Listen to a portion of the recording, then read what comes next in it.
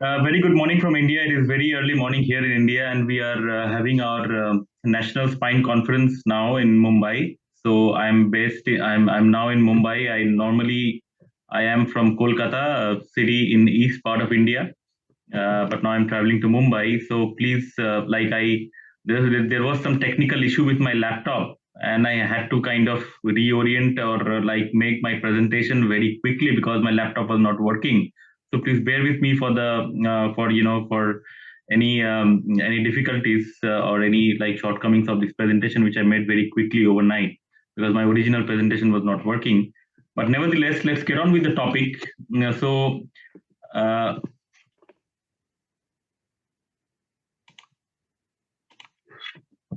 Yeah, so if a 52-year-old patient with this kind of a listhesis with a stenosis comes to my clinic in my hospital, this is my hospital. If this patient comes to me, will more often than not get a surgery like this, and mostly it is a tubular surgery, and that is what I have been doing for last 7 years. And since the last 1.5 years, I try to think what better I can do for these patients, or do I really need a change, or can I do something which can make this patient happier or make my practice better than what it has been over the last 7 or 8 years. But in that situation, I was really confused, and there came the technique of UBE, the unilateral biportal endoscopy. And the question that came to my mind is the shift too difficult? The answer is no, because the endoscopic view is similar to that of posterior microscopic surgery, with which all the minimally invasive microscopic surgeons we are very familiar with. And another thing is the standard spine instruments can be inserted and used, and we don't need to spend a lot of money on buying instruments which can be exclusively used in endoscopic surgery. So these are the two factors which provoked me to go for an UBE surgery and to try out UBE fusion surgery and to see whether in my hands the UBE surgery is better, or the tubular MIS TLIF surgery microscopic that I have been doing for some time now with the experience of more than 350 cases, whether that is better in my hands. So that was the thought behind this attempt of shifting in my practice. So, and I was really kind of excited that I get to learn something new, and I was really excited at the fact that the new technique that I'm learning, whether it's helping my patients or not. Again, the easy availability of setup is very important, because in UB we use the shaver drill and the RF plasma camera light source. Normally, if you are working in any orthopedic setup where you have surgeons doing arthroscopy, you will have all these things. I mean, I normally work in a neurosciences hospital, so I had to acquire all this equipment. But in tubular surgery, again, you need the tube and the microscope. Both of these will have to be there in your armamentarium before you do these surgeries. So the first thing that when I compare these two techniques, because I have been doing UB fusion surgery now for about a year, the first thing that comes to my mind is after placing the tubular retractor, the amount of muscle injury that we have to do, because we have to remove some of the muscles that are overlying on the bone with cautery, and that is something which I don't like about this tubular surgery. But at the same time, in UB surgery, we are landing on the sound space, which is medial to the multifidus muscle, and which is basically a potential space with loose areolar tissue, and the amount of paraspinal muscle damage is very less in UB. So that is where I think UBE surgery scores a little bit ahead above the normal tubular surgery. So this landing in the sound space is important to me, and the amount of paraspinal muscle damage that occurs in non-UBE tubular TLIF surgery is a bit of concern to me. So the question is, does it really translate to more post-op back pain? So the conventional MIS relief has, according to some papers, although the evidence is not very high, higher post-operative back pain compared to the UBE relief procedure is probably is due to the more muscle injury in the conventional MIS relief. But this is like supported by not very robust literature. But I took this line from one of the studies that in which these two techniques were compared.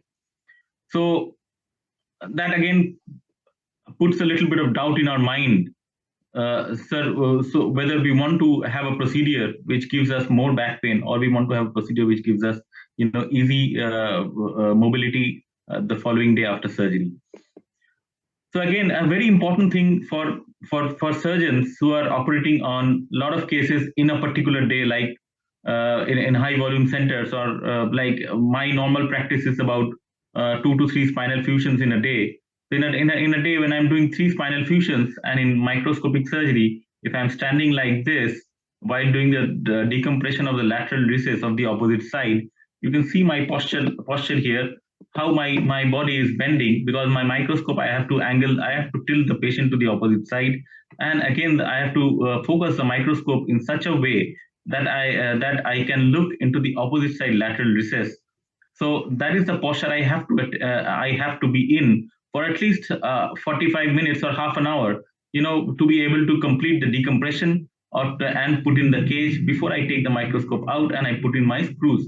So that can be a bit of a problem for surgeons doing multiple surgeries in a day. It can give you neck pain. It can cause you poor posture, leading to a lot of posture related pain issues in the surgeon. So this is something which is where microscopic surgery is in a little bit of disadvantage compared to UV. So this is, you can see again the role of the assistant surgeon. So this is, I'm operating on an on a tubular TLIF. This is a Pentero microscope that I'm using, and you can see my assistant. He is the assistant surgeon, and he cannot look into the eyepiece of the microscope because it is positioned in such a way that it is out of the reach of the assistant surgeon. He can watch it in the TV. That's what he's doing here. He can watch it in the TV, but he cannot look into it, because if he wants to look into it, he will have to use a big platform on which he has to stand, or he has to be a really tall guy to be able to look into the eyepiece of the opposite side. So that is another negative point, I would say. Uh, this is another image where you can see that the assistant surgeon, while I'm doing the decompression part inside the tube, the assistant surgeon is looking into my surgery into the screen of the microscope, but he cannot look into the eyepiece because of ergonomics issue. So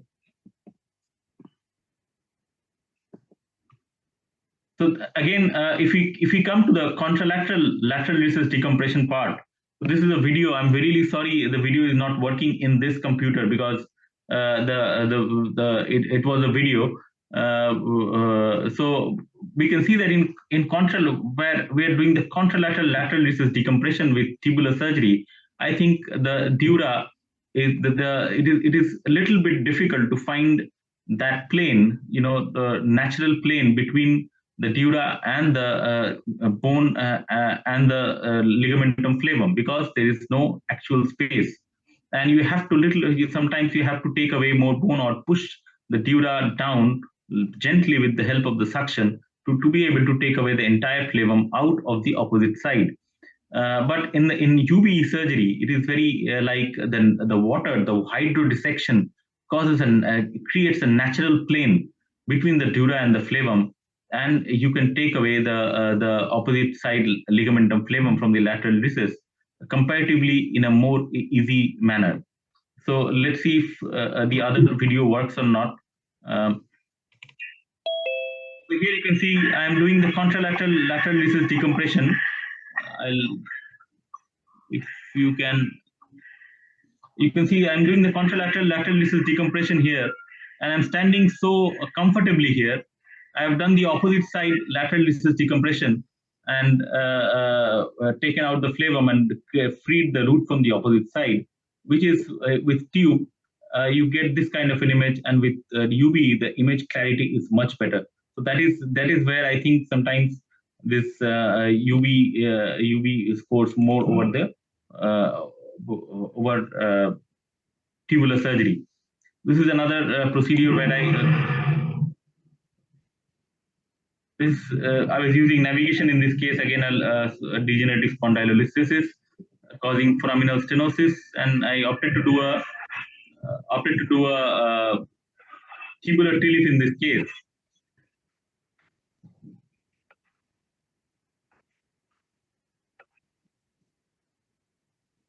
For navigation, we are using the navigation to basically mark the landmarks.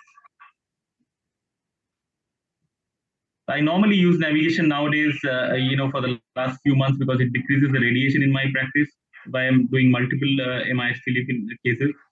And this was I was explaining to my assistant all the landmarks, and because within the tube we can without knowing where the tube is with the help of radiation, with the navigation we can see where we actually are. This is actually the surgery that I've been doing. You can see that while doing the opposite sided lateral lissus decompression, the microscope is in such a position that I have to bend a little bit backwards, and at the same time, while doing the lateral lissus decompression, you can see that while taking the flavor out from the opposite side, I have to struggle a little bit to get the plane between the dura and the opposite side ligamentum flavum.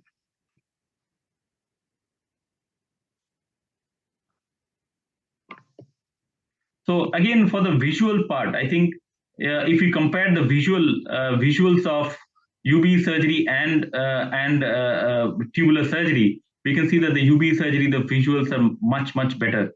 You identify the structures in a much better way. You preserve the pedineural fat layer in a much better way, and it appears to be more physiological and more safe when you're working with a bigger magnification, working in UB surgery. So in that way, the visuals, I think UB scores over tubular surgery, even with a good microscope. So the clear-cut advantages of UB over tube is more magnification and more mobility of the surgeon. The surgeon and the assistant are mobile. They can assume different postures. They can stretch their neck a bit in between surgeries. They have a bigger working space, and the hydrodissection that I was talking about is a big factor while going into the opposite side lateral recess. And obviously, if you're working with a bloodless field, as it is as in the UBE, you have much better visualization of the neural structures and the nitty-gritties of the decompression part. So this is the kind of field that you have of over in tubular. If you see that the field is quite bloody, while doing the disc space end plate preparation. I had this video. This video is not working but in end plate preparation, while doing the end plate preparation in tubular surgery, it is more of a blind procedure because you don't have a very good visual idea about the how much end plate you have prepared, even with good microscope and good magnification. So you have to rely on the feeling of your hand, of the grating sensation that you get out of the curettes while doing the end plate preparation in tubular surgery. Whereas when UBE surgery, you can just put your scope in. I use a 30-degree scope to go into the end plate. I had a nice video. Again, it is not working very well. So you have to we can use the 30-degree scope to go into the end plate and see the end plate preparation, which is, I think, which can be done under vision and more meticulously in UBE surgery compared to tubular surgery. This is a video. Let's see an endoscopic UBE lumbar fusion that I did.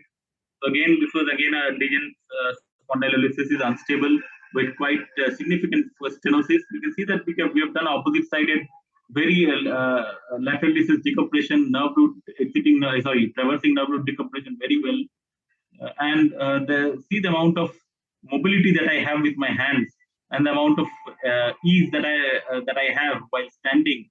My posture is good, and my assistants are also very happy looking at the screen. They don't have to look into the microscope.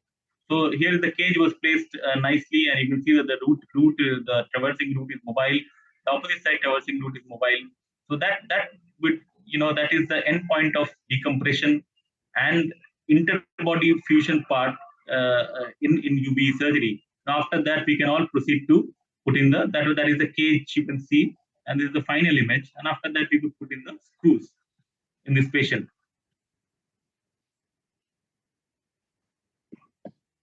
So, but we have to keep in mind that the UBE technique requires single-handed instrument handling, which causes delicate procedures to become more complex to execute, and complications such as dural tear and nerve root injury can occur in inexperienced surgeons. So, my evolution has been through open surgery, then followed by then I went into minimally invasive surgery using microscope, using tubes, where I use the left hand for suction and retraction at times, and the right hand for doing the decompression and phlebectomy and the bony decompression as well. So I have been trained with that way for a long time, and I've been practicing one-handed use of instruments for a long time before I ventured into UB. For me, the transition was smooth, but for an inexperienced surgeon, it may be difficult. That is one caution.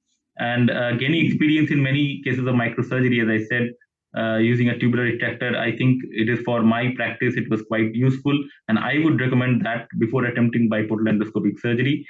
And there are many literature now which are beginning to compare endotelif and MIS telif in lumbar spondylolisthesis. So we have to get more and more cases. We need to do more and more studies. If RCTs would be much better if we have them.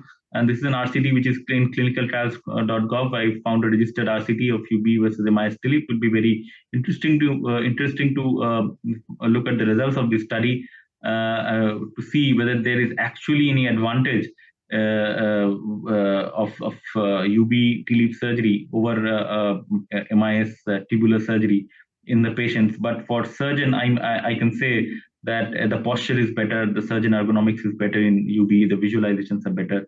But the only downside in my practice is the UB TLEAF or UB lumbar fusion takes more time in my hands. It takes about 2.5 hours in my hands in the UB fusion surgery, whereas a tubular fusion surgery takes about 1 hour 15 minutes to maximum 1 hour 30 minutes.